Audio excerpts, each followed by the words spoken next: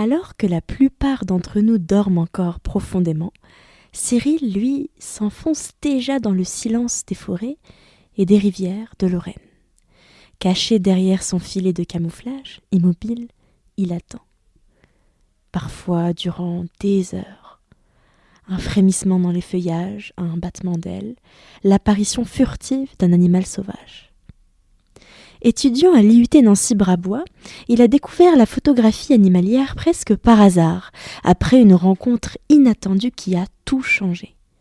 Depuis, la nature est devenue bien plus qu'une passion, un refuge, une manière de se retrouver, peut-être même un futur métier. Dans cet épisode d'Ultrason, Cyril nous emmène au plus près du vivant, entre patience, solitude choisie et quête du cliché parfait. Je m'installe en lisière de forêt. J'installe le trépied avec la caméra. Je mets le filet de camouflage et j'attends.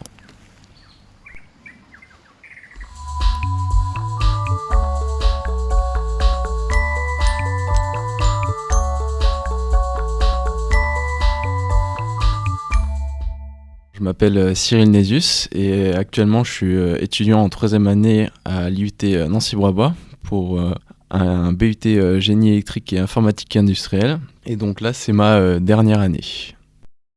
J'ai commencé la photographie animalière tout d'abord avec mon téléphone. Je photographiais des fois quand je sortais surtout les oiseaux. Mais j'ai commencé réellement la photographie animalière quand j'ai perdu mon chat. Et je le cherchais pratiquement tous les jours. Et un jour, dans un champ, j'ai aperçu un renard. Et j'ai essayé de prendre en photo avec mon téléphone. Et le résultat, il n'était pas incroyable. Alors, le week-end, directement, je me suis renseigné sur les appareils photo. Enfin, j'ai eu le déclic. La photographie animalière, ça m'intéressait et que je voulais faire de belles photos. Ce qui me plaît dans la photo, c'est vraiment la sérénité dans la nature. On est vraiment posé, on n'a rien d'autre à penser, juste le moment dans lequel on vit. Je me vide la tête pendant plusieurs heures.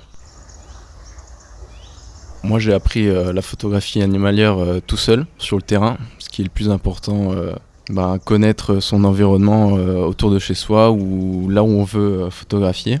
Et ensuite, comprendre son matériel, comprendre comment photographier avec la règle, par exemple, des tiers ou d'autres compositions. Le bruit numérique, on est d'accord, c'est un peu la bête noire des photographes animaliers.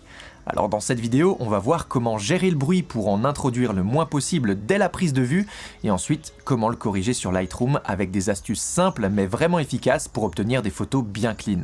Le youtubeur qui m'a particulièrement aidé, c'est Lunar Shuffle. C'est un photographe animalier sur YouTube et lui, il fait beaucoup de tutos à comment photographier tel ou tel animal. Il fait des tests sur des appareils photo, des objectifs.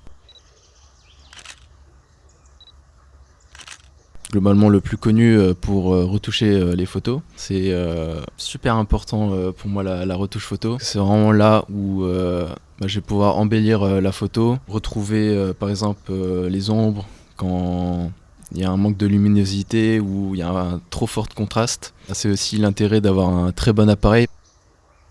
Je pense l'une de mes préférées, c'est celle où on voit deux martins pêcheurs, un mâle et une femelle. Donc le mâle qui propose un petit poisson à la femelle. La femelle a refusé le poisson et est partie.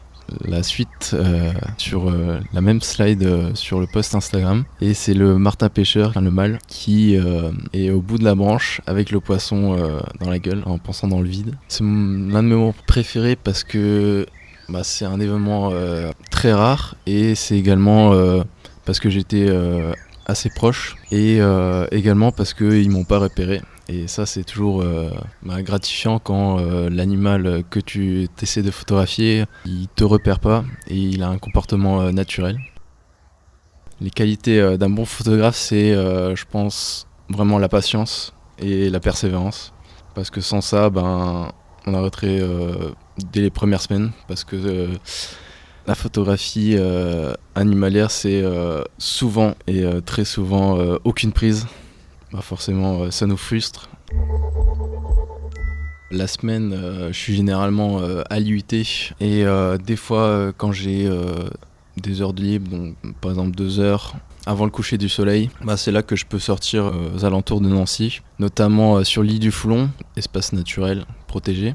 Et c'est là où j'ai pu observer le martin pêcheur sur l'un des bras de rivière de la Meuse. Et aussi dans le bois de Haye, j'ai pu photographier des renards, des chevreuils. L'objectif principal, ça a été de voir s'il y avait le cerf. La photo qui a certainement pris le plus de temps, c'est la photo du martin pêcheur. J'étais au lac de Remerschen et là j'attendais de 6h à 12h et la plupart du temps j'avais rien. Soit je le voyais de très loin mais il venait jamais proche de nous. À savoir qu'il y a une cabane d'observation et devant cette cabane d'observation il y a 3 branches qui sortent de l'eau. Et le martin pêcheur peut se poser pour prédater les petits poissons. J'ai pu participer à un concours, celui-là de mon IUT, où la photo du martin pêcheur a gagné le prix du jury, avec une autre photo. Celle-là, elle a été sélectionnée par le jury pour la finale. Donc j'en suis très fier. Et maintenant, elle repose dans le couloir de l'administration. Pour un autre concours, j'ai aussi également gagné avec un autre martin pêcheur que j'ai photographié lui à l'île du Foulon. Je m'intéresse à l'environnement. Depuis tout petit, j'ai été sensibilisé par mes parents, notamment de respecter la nature, ne rien jeter et également d'avoir une alimentation assez saine.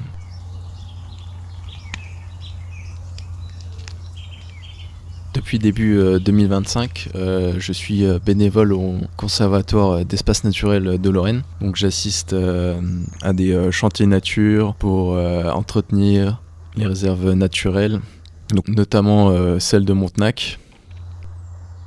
Le cumulé de tout ça a fait que l'année prochaine, je m'oriente vers un BTS Gestion et Protection de la Nature. Pour pouvoir à terme travailler au conservatoire. Donc ce serait un peu mon but final, pouvoir travailler dans la conservation. Le BIT dans lequel je suis actuellement, ça me convenait pas beaucoup. Je suis pas fait pour ça et que l'industrie... j'ai eu des mauvaises expériences sur l'alternance que j'ai réalisée en début de 2e année. Mon entourage, quand je leur ai dit que je voulais faire un BTS gestion et protection de la nature, ils étaient étonnés au premier abord, mais ils m'ont très vite soutenu parce qu'ils ont compris que c'est vraiment ça que je voulais faire. Je leur remercie d'être compréhensifs. Je préfère la photographie vraiment du milieu sauvage et pas dans des parcs animaliers où il n'y a aucun challenge, aucun réel plaisir de photographier parce que l'animal est déjà là, il n'a pas un comportement normal et il vit enfermé. Mon plus grand rêve en photographie, ce serait déjà de photographier tous les animaux et oiseaux qu'on peut retrouver dans notre région. Un de mes objectifs, ce serait de photographier le loup. Mais pour l'instant, on ne peut pas en retrouver en Moselle, donc il faudra aller ailleurs, par exemple dans les Alpes. Il n'y a pas réellement un pays, mais photographier en Afrique lors d'un safari, ce serait aussi un petit rêve. On ne le voit qu'à la télé. C'est des endroits totalement différents de chez nous. Et ça permet également là-bas de financer la protection de la nature qui est super importante parce que la nature là-bas elle subit quand même pas mal le braconnage et l'instabilité de certains pays. En une phrase que la nature me procure, c'est la sérénité. Et ce que la photographie animalière a appris de moi, je pense, c'est que j'aime bien être seul. Ça me procure pas mal de bien et d'être seul dans la nature, c'est des moments vraiment où je pense à pas grand chose et je suis vraiment reposé.